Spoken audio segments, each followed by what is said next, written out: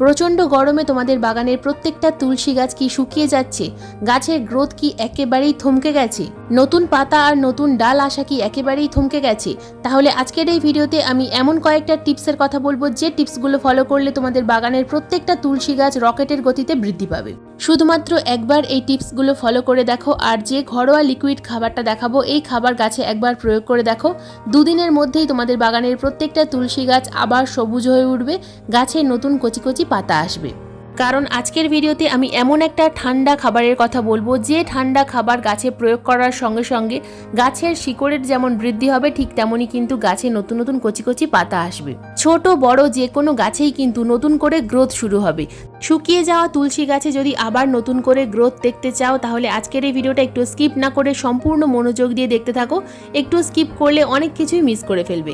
নমস্কার, আমি লাবণী, আমার বাগানে তোমাদের সবাইকে জানাই স্বাগত। বন্ধুরা, পরিচর্যা দেখানোর আগে প্রথমেই তোমাদের দেখাতে চাই যে তুলসী গাছ কত ধরনের হয়। আমার বাগানে মোট 4 ধরনের তুলসী গাছ আছে: কৃষ্ণ তুলসী, রাধা তুলসী, চন্দন তুলসী এবং রাম তুলসী। তো তোমরা কিন্তু তোমাদের বাগানে বিভিন্ন ধরনের তুলসী গাছ রাখতে পারো।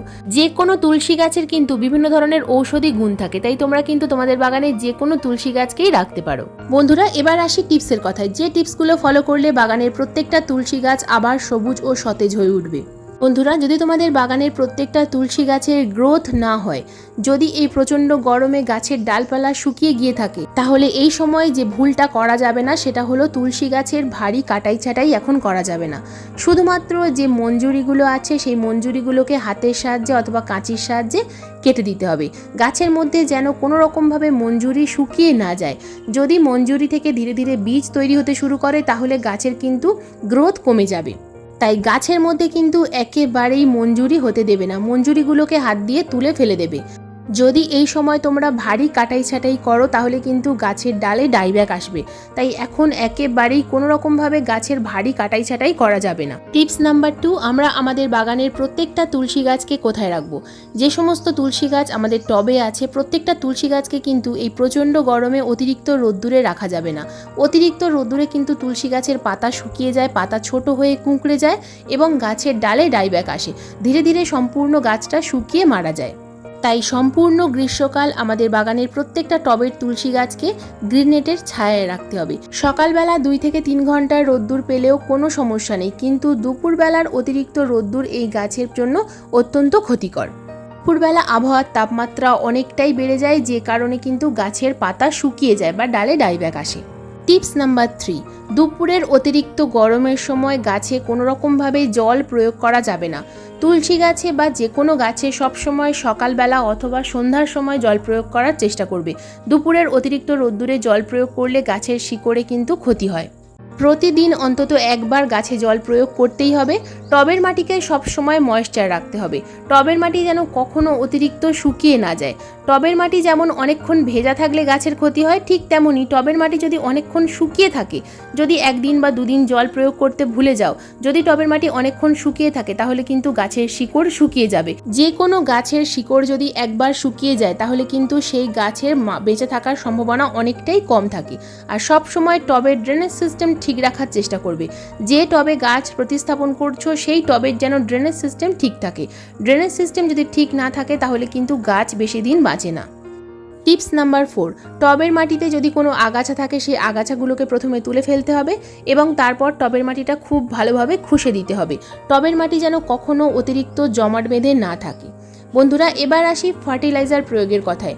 প্রথমে আমি 2টো ফার্টিলাইজার গাছে প্রয়োগ করব, শুকনো ফার্টিলাইজার, তারপর কিন্তু আমি গাছে লিকুইড ফার্টিলাইজার প্রয়োগ করব। তো প্রথমেই আমরা যে ফার্টিলাইজারটা প্রয়োগ করব সেটা হলো হলুদ গুঁড়ো। বন্ধুরা, হলুদ গুঁড়ো যেমন গাছে খাবারের কাজ করে ঠিক তেমনই কিন্তু গাছে কীটনাশক এবং ছত্রাকনাশকের কাজ করে।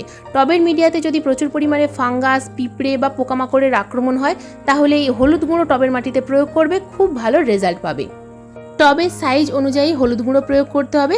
বড় সাইজের টব হলে 1 চামচ পরিমাণ, ছোট সাইজের টব হলে 1/2 চামচ পরিমাণ।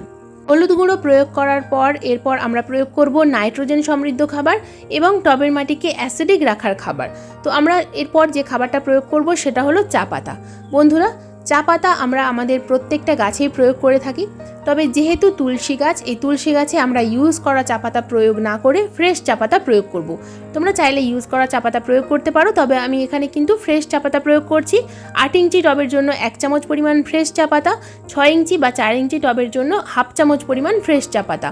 যে ছোট গাছ প্রতিস্থাপন করা হয়েছে সেই গাছেও কিন্তু আমরা চা পাতা প্রয়োগ করব, তবে পরিমাণে কম। ছোট গাছ প্রতিস্থাপন করার পর অনেক সময় গাছের বৃদ্ধি হয় না, তাই আজকের এই ভিডিওতে আমি যে সমস্ত ফার্টিলাইজার প্রয়োগ করা দেখাচ্ছি, প্রত্যেকটা ফার্টিলাইজার তোমরা কিন্তু যে গাছের বৃদ্ধি হচ্ছে না, যে গাছের পাতা সবুজ নেই, সেই সমস্ত গাছে প্রয়োগ করতে পারবে। তো দেখো আমি কিন্তু চা পাতা এবং হলুদ গুঁড়ো প্রয়োগ করলাম। এরপর তৈরি করব একটা লিকুইড ফার্টিলাইজার। যে লিকুইড ফার্টিলাইজার তৈরি করে আমরা গাছে প্রয়োগ করব, সেই লিকুইড ফার্টিলাইজার হলো ঠান্ডা খাবার। ঠান্ডা খাবার এই সময় আমাদের গাছের কিন্তু অত্যন্ত প্রয়োজন। বাগানের প্রত্যেকটা গাছের জন্য এই খাবার কিন্তু অত্যন্ত প্রয়োজন। লিকুইড খাবার তৈরি করার জন্য নিয়েছি আমি এখানে অ্যালোভেরা। বন্ধুরা, অ্যালোভেরার পরিবর্তে কি দিতে পারবে সেটা আমি অবশ্যই এই ভিডিওতে বলে দেবো, তাই ভিডিওর সঙ্গে থাকো। অ্যালোভেরা নিয়েছি আমি এখানে একটা। যে কোনো অ্যালোভেরা তোমরা কিন্তু এখানে একটা পাতা নেবে। যদি ছোট সাইজের অ্যালোভেরা হয় সেক্ষেত্রে কিন্তু 2টো পাতা নিতে হবে। অ্যালোভেরা আমি এখানে একটা নিয়েছি, যেহেতু আমার অ্যালোভেরা মোটা তাই আমি একটা নিয়েছি। তো এই অ্যালোভেরাকে প্রথমে আমরা টুকরো টুকরো করে নেব। বন্ধুরা, অ্যালোভেরা আমাদের গাছের জন্য কিন্তু অত্যন্ত উপকারী। অ্যালোভেরা হলো একটা ন্যাচারাল রুট হরমোন। যে গাছের একেবারেই বৃদ্ধি হচ্ছে না সেই গাছে তোমরা যদি অ্যালোভেরা প্রয়োগ করো তাহলে কিন্তু দুর্দান্ত রেজাল্ট দেখতে পাবে। তো অ্যালোভেরাটাকে প্রথমে আমি টুকরো টুকরো করে নেব, তার কারণ অ্যালোভেরা টুকরো টুকরো করে নিয়ে মিক্সার গ্রাইন্ডারে পেস্ট করলে ভালো পেস্ট হবে। তো দেখো এখানে কিন্তু আমার পেস্ট করা হয়ে গেছে। তো আমি একটা অ্যালোভেরা পেস্ট করলাম, তার কারণ আমার গাছ এখন তুলসী গাছ কম, সেই কারণে আমি এখানে অল্প পরিমাণ প্রয়োগ করে তোমাদের দেখাচ্ছি। তো এখানে দেখো আমার কিন্তু খুব ভালোভাবে পেস্টটা তৈরি হয়ে গেছে। ভালোভাবেই কিন্তু পেস্ট করতে হবে, যেন কোনো রকমভাবে গোটা গোটা হয়ে না থাকে। তো এখানে নিয়েছি আমি 1 লিটার সাধারণ জল। এই 1 লিটার সাধারণ জলের মধ্যে আমি একটা অ্যালোভেরাকে যে পেস্ট করেছিলাম সেই সম্পূর্ণ অ্যালোভেরা পেস্ট কিন্তু ঢেলে দিলাম। দেখো সম্পূর্ণ অ্যালোভেরা পেস্ট আমি 1 লিটার জলের সাথে ভালোভাবে মিশিয়ে নিলাম। এই অ্যালোভেরা পেস্ট আমরা যদি 15 দিন অন্তর অন্তর আমাদের বাগানের প্রত্যেকটা গাছে প্রয়োগ করতে পারি, যে গাছের বৃদ্ধি হচ্ছে না অথবা যে গাছে কোনো রকমভাবে ফাঙ্গাস প্রবলেম হয়েছে, প্রত্যেকটা গাছে 15 দিন অন্তর অন্তর যদি প্রয়োগ করতে পারি তাহলে কিন্তু দুর্দান্ত রেজাল্ট দেখতে পাবো। তো এখানে 8 ইঞ্চি টবে আমি 2 গ্লাস অ্যালোভেরা লিকুইড প্রয়োগ করছি। দেখো 1 লিটার জলের সাথে মিশিয়ে নিয়ে তবেই কিন্তু আমি প্রয়োগ করছি, সরাসরি কিন্তু প্রয়োগ করবে না। তো 8 ইঞ্চি টবের জন্য 2 গ্লাস পরিমাণ দিলাম। ছোট যে গাছ আছে সেই গাছে 4 ইঞ্চি বা 6 ইঞ্চি টবে সেখানে আমি 1 গ্লাস পরিমাণ দেবো। এর থেকে যদি বড় সাইজের টব হয়, যদি 8 ইঞ্চি 10 ইঞ্চি সাইজ বা 12 ইঞ্চি সাইজের টব হয়, সেক্ষেত্রে কিন্তু তোমরা 500 ml বা 1 লিটার জল প্রয়োগ করবে।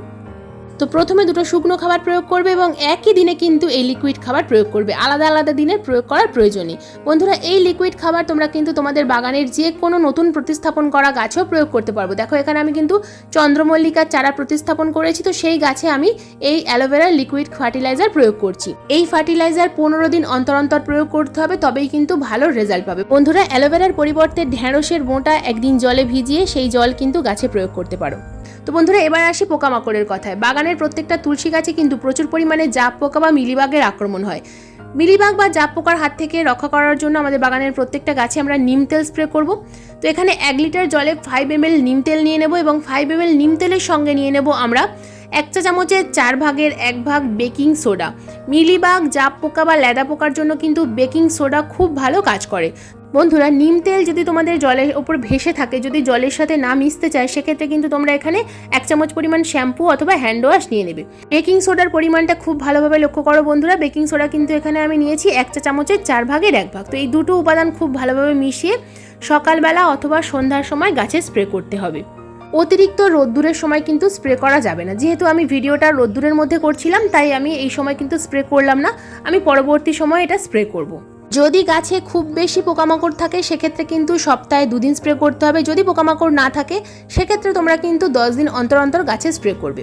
তো এই ফার্টিলাইজারগুলো এবং এই কীটনাশক গাছে যদি তোমরা স্প্রে করতে পারো, বাগানের যে কোনো গাছ, জমির গাছ অথবা টবের গাছ সম্পূর্ণ ভালো থাকবে এবং মাত্র 2 দিনের মধ্যে কিন্তু তোমাদের বাগানের প্রত্যেকটা গাছ সুস্থ এবং সতেজ হয়ে উঠবে। সব শেষে বলবো একটা বোনাস টিপস বন্ধুরা, প্রতিদিন সকালে ঠান্ডা জলে স্প্রে করতে কিন্তু ভুলো না। বাগানের প্রত্যেকটা গাছে সকালে ঠান্ডা জলে স্প্রে করলে গাছ কিন্তু ভালো থাকে। তো আজকের এই ভিডিওটা তোমাদের কেমন লাগলো অবশ্যই কমেন্ট করে জানাবে। যদি কোনো রকম কোনো প্রশ্ন থাকে অবশ্যই কমেন্ট বক্সে কমেন্ট করবে, আমি যথাযথ উত্তর দেওয়ার চেষ্টা করব। তো আজকের এই ভিডিওটা যদি তোমাদের ভালো লেগে থাকে তো প্লিজ একটা লাইক করো, শেয়ার করো, হাইপ করো। চ্যানেলে নতুন বন্ধু হয়ে থাকলে চ্যানেলটাকে সাবস্ক্রাইব করে পাশে বেল আইকনটা প্রেস করে দিও এরকম নিত্য নতুন বাগান সংক্রান্ত ভিডিও দেখার জন্য। কারণ এইরকম নিত্য নতুন বাগান সংক্রান্ত ভিডিও আমি প্রতিদিন ঠিক সন্ধ্যা 6টার সময় আপলোড করি। আপলোড করার সঙ্গে সঙ্গে যখনই ভিডিও লাইভ হবে তোমাদের মোবাইল স্ক্রিনে অথবা কম্পিউটার স্ক্রিনে ভিডিও নোটিফিকেশন পৌঁছে যাবে। আজকের এই ভিডিওটা সম্পূর্ণ মনোযোগ দিয়ে দেখার জন্য তোমাদের সবাইকে জানাই অসংখ্য অসংখ্য ধন্যবাদ।